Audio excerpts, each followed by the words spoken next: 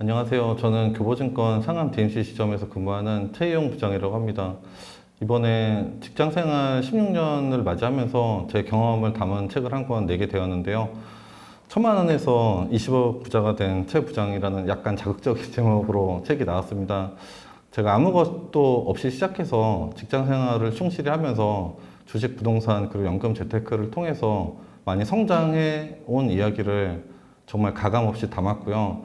저는 2천만 직장인들에게 이 책의 내용이 반드시 도움이 될 거라고 확신합니다. 특히 경제 경영서들이 시중에 굉장히 많이 나와 있는데 직장인만을 위해서 포커스가 된 책은 거의 없었거든요. 그래서 이 책을 함께 보시고 조금이라도 도움이 되시면 저에게는 큰 기쁨이 될 것 같습니다.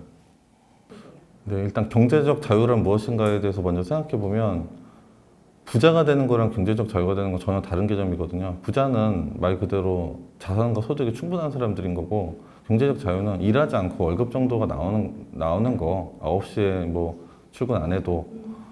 그런데 지금 하나은행에서 조사한 자료를 보면 전국 평균 근로자의 그런 가구 소득이에요. 이건 가구 소득이 세후 470만 원으로 조사가 됐거든요. 그리고 이제 5대 광역시 직장인 기준이니까 도시에 사는 직장인들 기준으로 생각하시면 될 것 같아요. 470만 원이라는 돈을 역산을 하면 15억 정도가 있으면 원래 배당금이나 이자로 만들어낼 수 있는 돈이긴 한데, 자가주택이 있다는 가정하로 제가 만들어 봤어요. 그렇게 시뮬레이션 해보면 집이 한 8억 정도 되고 10억을 월세 받는 수익형 부동산, 그리고 배당주에 그것도 적당한 배당을 주는 비교적 안전한 종목으로 설정을 하면 20억 정도 있으면 뭐 470만 원 아무것도 안 해도 나온다. 그리고 이제 뭐 집도 있으니까 월세를 낸다든지 이사 다닐 필요도 없는 거고요. 그리고 경제적 자유라는 개념이 아주 안 먹고 안 쓰고 그게 아니라 어느 정도의 기본적인 삶을 영위할 수 있는 그런 가정하에서 나오는 거고, 그리고 어떻게 보면 470만 원이 있으면 이제 더 이상 저축을 안 해도 되는 거죠. 패시브 소득으로 470만 원이 나오면. 그리고 직장인들의 목표를 최근 이제 부동산 상승기에 자산을 늘린 사람도 있고 못 늘린 사람도 있지만 20억 정도는 이제 개인차는 당연히 있는데 방향만 잘 잡으면 가능하다고 봐요. 일단은 시장을 인정해야 돼요. 이게 중요해요. 시장을 인정해라. 예를 들면 강남 아파트 거품이다. 저게 무슨 30억이냐 콘크리트 덩어리가. 근데 그걸 산 사람들은 30억이 아니라 100억이 있는 사람들이죠. 100억이 있고 30억 그냥 포지셔닝 해놓은 거고, 나 이거 떨어지든 말든 상관없다. 왜냐면 강남 팔고 갈 데가 없잖아요. 우리나라는 강남 외에 부자들이 살만한 지역이 없잖아요. 그리고 우리나라는 서울공화국이잖아요. 서울에 모든 게 다 있고 뭐 좋은 대학도 서울에 다 있죠. 그래서 최소 경기도는 유지를 하는 게 맞고, 투자도 되게 쉬워요. 서울은 그냥 신축 될 것만 갖고 있으면 돼요. 왜냐면 저는 서울, 경기도, 지방 다 살아봤는데 신축의 가치가 달라요. 서울이랑 경기도랑 지방이랑. 경기도는 의외로 신축이 많아요. 신도시가 굉장히 많아서.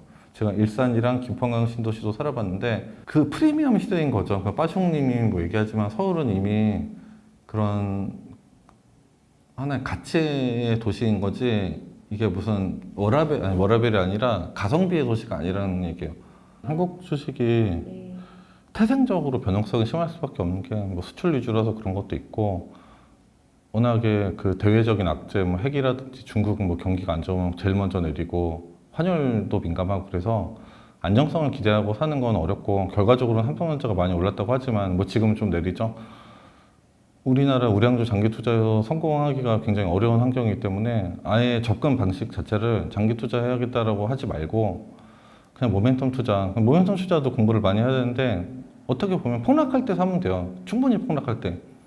그리고 오르면 장기 투자해야지, 나 그러지 말고 또 좀 팔고 나오고. 그래서 트레이딩의 관점으로 돈 버는 사람들이 굉장히 많아요. 전 많이 봤어요, 그런 사람들은. 근데 직장인의 환경 자체가 좀 어렵긴 하겠죠. 그래도 병행할 수도 있고 병행하는 사람들이 있어요. 그리고 트레이딩은 스포츠이기 때문에 재능이 중요해요. 노력도 중요한데. 그래서 본인이 해보고 맞는 사람들은 그쪽으로 좀 에너지를 쏟으면 될 것 같아요. 근데 중요한 게 시장 상황이랑 상관없이 수익을 낼 수 있어야 실력이 있는 거지, 장이 좋아서 그런 건 실력이 아니다. 이런 말씀을 드리고, 미국은 우리나라 강남 아파트 투자랑 똑같아요. 장기적으로 상승한다. 근데 그건 지수 기준이에요. 지수 투자는 좀 안심하고 베팅할 수 있는데, 개별주는 요즘 페이스북이라든지 이제 뭐 메타로 종목이 바뀌었는데, 그리고 엔비디아도 꺾였는데, 성장주가 성장이 꺾이면 폭락할 수밖에 없거든요. 요즘 금리도 오르는데. 근데 너무 오랫동안 오른 거예요. 그러니까 사람들이 거기에 젖어 있죠. 10년 내내 지금 성장주만 계속 올랐으니까.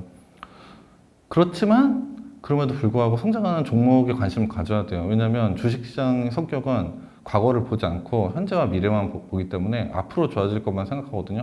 그러니까 지금 금리나 심리 때문에 좀 내린 건데, 앞으로도 성장하는 종목을 사야 되는데, 저는 직장인에게 맞는 게 그 배당 성장주인 것 같아요. 저도 뭐 성장주, 배당주, 배당 성장 다 해보니까, 배당 성장주가 배당을 적게 받아도 성장하면서 배당금도 올려주고 주가도 오르니까 시대 차익이랑 배당금 같이 동시에 얻을 수 있고, 고배당주는 주가가 잘 안 오르기 때문에 은퇴 직전에 세팅을 하거나 아니면 소액으로만 하면서, 아, 내가 얼마 있으면 얼마 달러 배당이 들어오는구나, 예를 들면 뭐 100만 원이 됐든 500만 원이 됐든 그 정도만 가지고 있으면서 공부를 하다가 은퇴하고 그 배당주를 비중을 늘리면 되겠죠. 그러면 굳이 수익형 부동산 같은 걸 안 사도 돼요. 그리고 미국 같은 경우는 배당이 굉장히 안정적이고 예측 가능해요. 미리 공시를 하기 때문에. 그리고 월별로 나눠서 받을 수도 있겠죠. 뭐 1357내에 배당하는 회사도 있고. 그래서 배당 성장주가 가장 심리적으로 좋아요. 주가가 빠져도 계속 배당 들어오면 견딜 수가 있는데, 주가가 폭락하는데 아무것도 없다. 그리고 대부분 고평가와 저평가는 폭락하고 나야지 알 수 있기 때문에. 그런데 지금도 월마트라든지 뭐 코카콜라라든지 아니면 맥도날드 이런 건 주가가 굳건하거든요. 약간 지루한 종목이라고 생각할 수도 있는데, 저는 오히려 이건 제 성향인데, 부동산 투자는 약간 공격적으로 하는 게 맞는 것 같고, 근로소득 있다면 주식 투자는 약간 보수적으로 하는 게 정신 건강에 좋은 것 같아요. 장 좋을 때 잘 벌어도 한순간에 날리는 걸 많이 봤기 때문에. 그래서 배당 성장주에 관심 가지고 요즘 좋은 책들이 굉장히 많기 때문에 공부를 하면 될 것 같아요, 그건.